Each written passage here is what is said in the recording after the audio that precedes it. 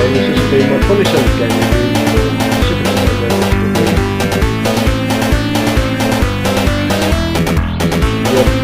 Crimson Town. This is me playing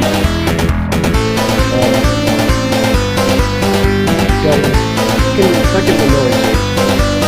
Street Fighter 2 arcade for the console. Even coming out on Sega Mega Drive and Super Nintendo.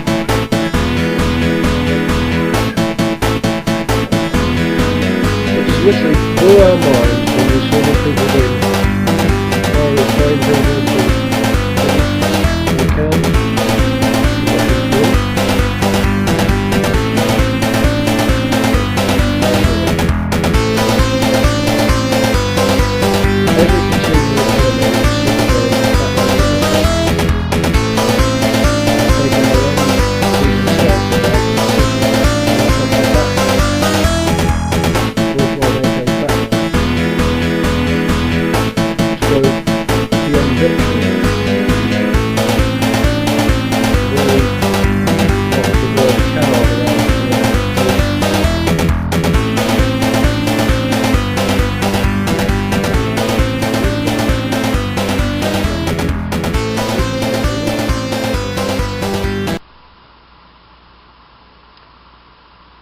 Hello guys, Elite Gamer here again, and this time I'll be doing a review of Dead Rising 2, a direct sequel to the first Dead Rising.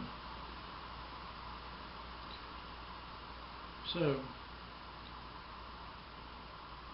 enough talking, let's step into this next take on survival at any cost imaginable.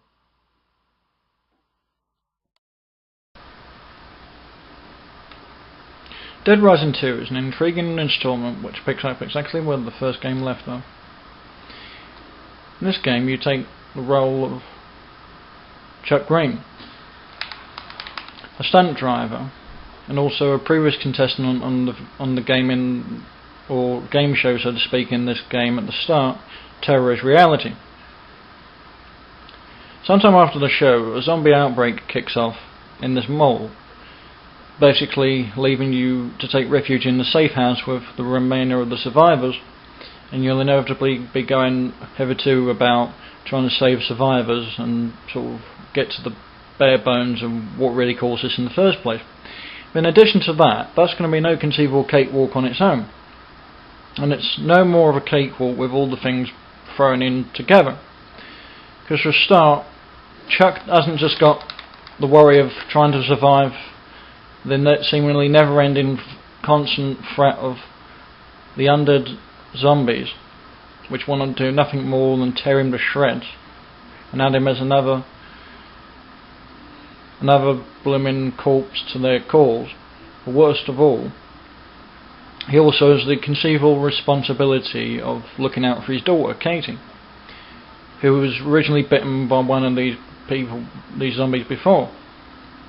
And anyway, so she's got the virus, and she needs a particular medication to keep her condition in check. If Katy doesn't get her medication between, say, 7 or 8, she'll actually turn into a zombie. And if it's one thing you don't want if you're trying to get a good ending with Chuck Greene, is having her turn into one of them.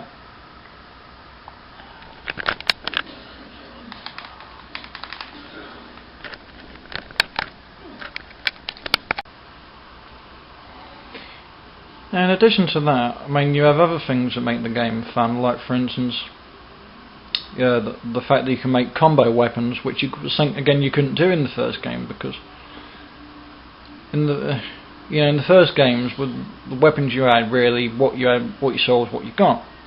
In this game, you can make things like the weapon I'm sort of showing you now, like in this review, like the blooming boxing glove, the Wolverine style boxing gloves, which are absolutely favourably great against dealing with tons of zombies at a time. But then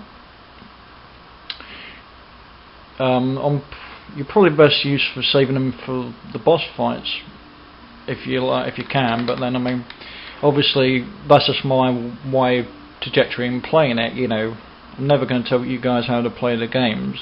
You know, however you choose to do so, play it. That's entirely up to you guys. So yeah, I mean, but then the biggest downside with this game I find, where it's just, well, two things. For a start, the mall looks pretty much identically, almost exactly the same as the same game. In fact, in most respects, if you look at most of the shops in and around, it looks almost totally 100% identical. Even as you walk through the mall, I swear you even hear the same music in certain parts of the mall, or even when you're in the safe house to a point that you did in the first game.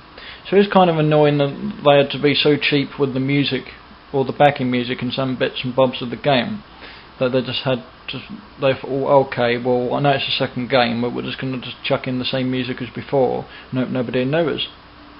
Man, talk about cutting corners for a great sequel. So, how do I rate this game? Well, there's a lot going for it. There's a lot you have to do to actually beat the game, and that's saying a lot. Plus, on top of that, you've got well over 50 survivors to rescue. And again, the game's played out in real time, and you're to survive for 3 days. So that's quite a lot to conceive and see through in one play style. So I'm going to give this game a 9 out of 10. That'll be my final thoughts on Dead Rising 2. So until my next review, guys, this is the Elite Gamer saying thanks for watching and goodbye.